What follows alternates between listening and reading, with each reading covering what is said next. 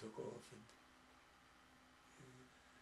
saw her a few times when I was up there and at the base, and she was going between classes and so on. I remember I saw her, she came down, boy, she looked pretty. Hey, Red. Hi. Yeah. But I'd come down and pick her up here, and then we'd walk down and go to a movie, and come out of there and go to Dick's Cafe and have hamburgers and milkshakes and play the jukebox. And in fact, I played the jukebox the last time when I left. Played what the heck's the movie? What the movie is? It was a love story, a love movie. Became our favorite. Sunday Morning always was, and then Poinciana. Anyway, I played it when last time we went over to Dick's, and the first letter, second letter, so she wrote. She says, "Wasn't it nice that they played that song?" They didn't play that song. I put that in. Yeah. But anytime we went over to the park, and that had a different bridge now, it's a straight bridge, and sat down by and put my hat on it took my hat off and put my arm around her, and we learned about each other, what she did down in Hawaii, and together with learning about radar and all that kind of stuff. And like if one of your posts, and I had it too many times, was 3 a.m. to 6 a.m. And then you go back and get dressed and go, and by 7:30 you're over to the place to learn about radar, and your eyes are half open and half closed and so forth. And so while I was doing guard duty and walking up and down, I thought a lot about it through that, but never got up enough till November. I guess it was in the middle of November, I think 16th, something like that. Wrote to her, what would you say if I asked you to marry me? Or maybe I put it more in a positive way, that I'm ready to get married. But and then I waited, and the mail service was pathetic. It's not, and it's a wonder she put up with. Because I write you every day, and here it's 2 days and I haven't heard a word from you. And after a while, it got so the mail would come later that would come before me, or the mail that she sent after she mailed it would come before a letter that she sent a long time ago. Mm-hmm. And that confused me, and I confused that situation with her too. But yeah, walking back and forth and thinking of and the letters that we wrote,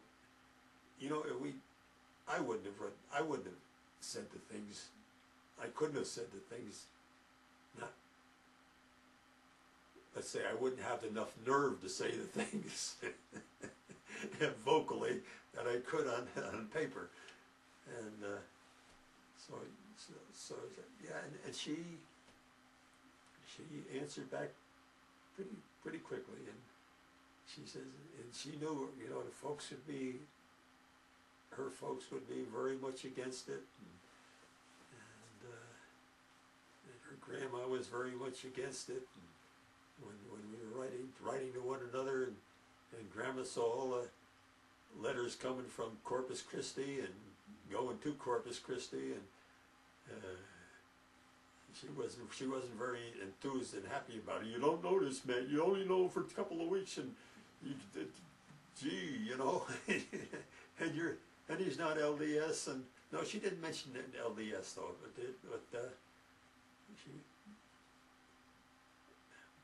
but we, I don't know if we were together the whole time. I don't even know whether we had been married,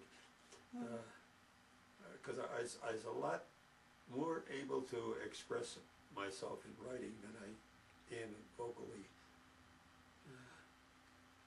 But it didn't take her too long to say yes. Because she didn't know where I'd be going, and I didn't know where I'd be going, whether I'd be going to California or back east, till just before I shipped out.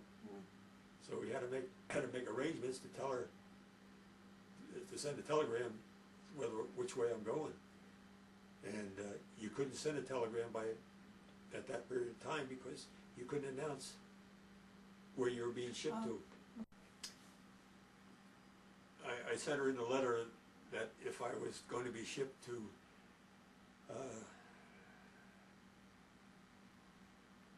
California, I'd say see you Sunday. If I was going to be shipped that to Cherry Point, told her I'd see you Saturday, and I put that on the telegram. But she had gone to make arrangements. She's gone down and got her tickets for, but then she got tickets ahead of time, but then she had to wait to find out which way she'd be going.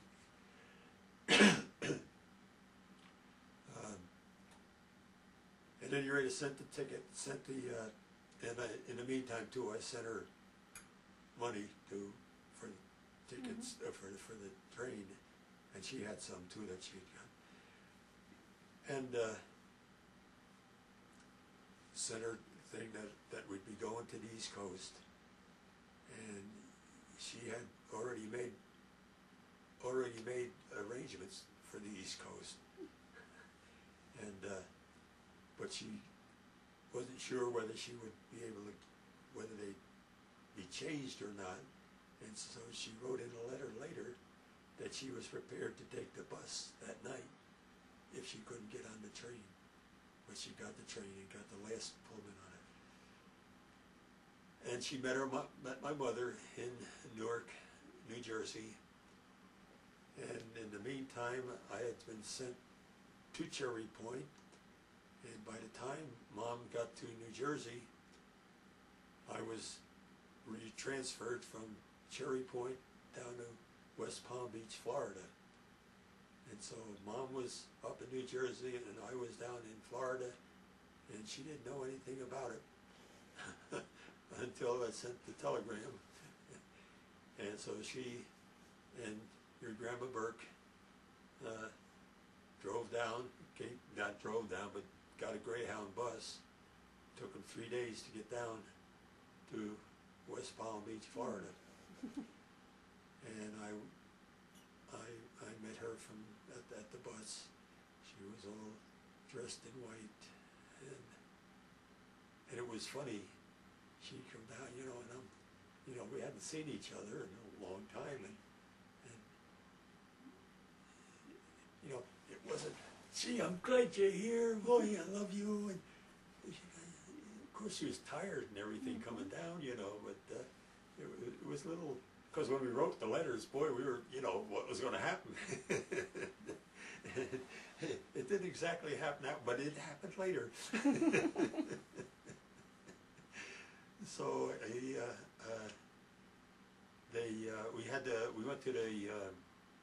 Victoria Burke went to the USO to find where we could find a apartment to stay, and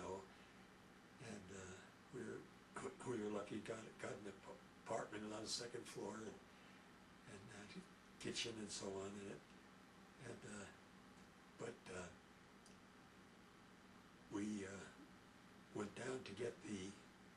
marriage license. And prior to that time, when we first got off, we went over to, we were at the bus station and asked, they had a USO place there. And it's this where's the a church or a minister to get married? And we said, well, are you Catholic or Protestant or what kind of ministry you on? And Grandma Burke popped up, Presbyterian. And June was staying alongside me, and I stayed along. Mom was staying alongside me, and I nudged her and I said, "Who's getting married here, you or June?" "Oh no, is that all right?" Yeah. And June said, "Yeah, she said, yeah, that'd be fine, of course." And then we went up to the it was wasn't a motel, it was a regular home that had been made into sleeping facilities.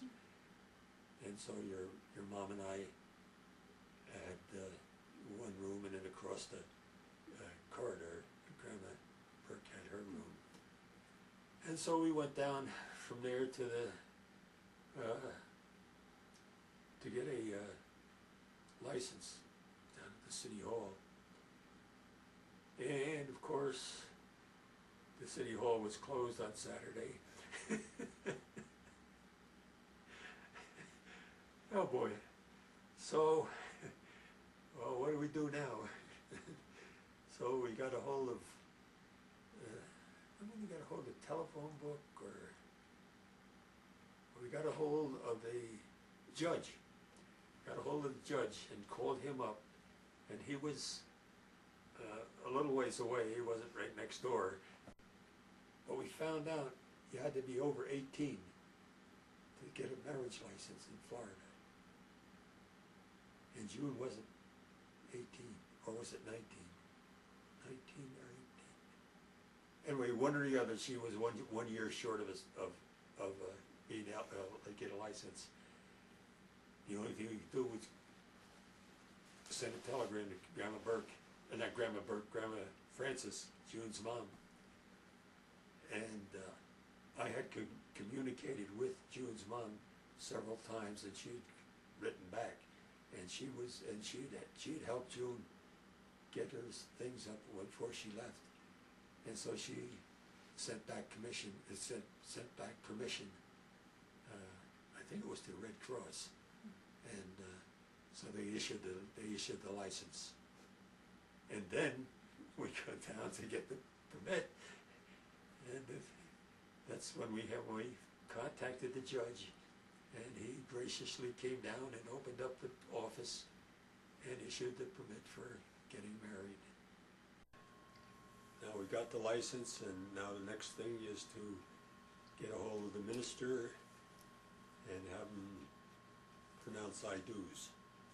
And we called up and got a hold of the minister. And after we got married, we came back to our luxury apartment on the second floor. We'd go to a restaurant, same restaurant every time, and Mom would have chop suey. Yeah, chop suey. I think it was chop suey. And I had chow mein all the time. And Mom always wanted an extra bowl of rice to go with it. And so each time we'd go in there, I'd tell the waiter for an extra bowl of rice. And she'd say, "Oh, anything for a Marine." Mom didn't like that. But she always got the rice, and was happy to get that. And we'd walk home.